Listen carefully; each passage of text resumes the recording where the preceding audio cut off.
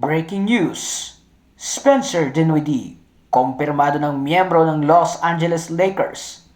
Si Spencer ay may stats na 13.6 points average, 3.1 average sa rebound, 5.3 average sa assist, at 41.5 average sa field goal. Samantala, matatanda ang na-wave ng Toronto Raptors si Dinwiddie matapos siyang makuha ng Huwebes sa isang trade na nagpadala kina Dennis Schroeder at Thaddeus Young sa Brooklyn Nets.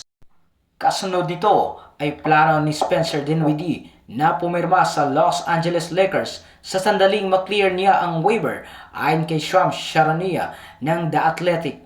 Si Dinwiddie ay isa sa pinakatanyag na manlalaro sa buyout market kasama si Kyle Lowry na inaasahang makakatanggap ng buyout sa malapit na hinaharap.